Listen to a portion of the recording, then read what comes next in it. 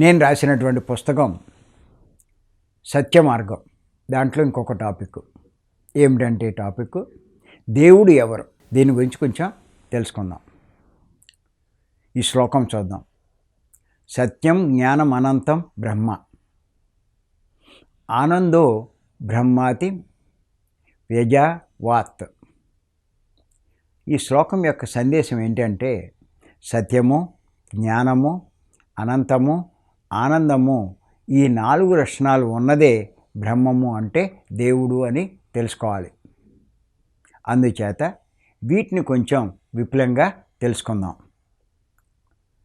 సత్యం అంటే ఏది వేదంలో సత్ అని చెప్పబడుతుందో, ఏది కాలము మారినా మార్పు చెందకుండా ఉంటుందో, ఏది అన్ని సంకల్పాలకు అధిష్టానమై ఉందో అదే సత్యం.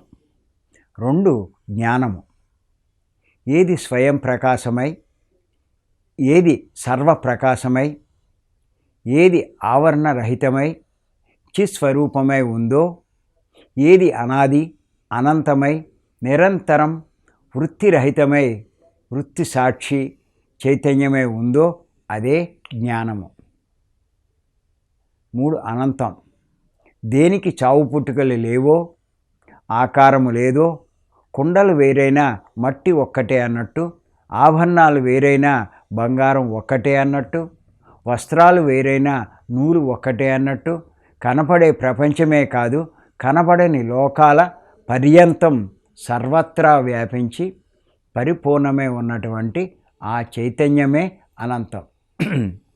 4 ఆనందం, సముద్రం నుండి ఏర్పడిన అలలకు, నదులకు ఆ సముద్రమే అధిష్టానముగా ఉంటుంది. అలాగే అన్ని జీవుల ఆనందమయ సుఖ స్వరూపానికి ఆ బ్రహ్మమే అధిష్టానంగా ఉంది. అలా అన్ని జీవులకు అధిష్టానమే నిత్యమై, శుద్ధమై, అఖండమై, అద్వైతమై, జ్ఞానానందమయ స్వరూపమై ఉండే బ్రహ్మమే ఆనందం. ఇలాంటి లక్షణాలు గల స్వరూపమే భగవంతుడని అంటే దేవుడని తెలుసుకోవాలి. ఆ లక్షణాలు అన్నీ ఉన్నవే ఆత్మ అంటే ఆత్మే దేవుడు. ఆత్మ ఉన్న దేహమే దేవాలయమని శ్రీ శంకరాచార్యుల వారు కూడా తెలియజేశారు.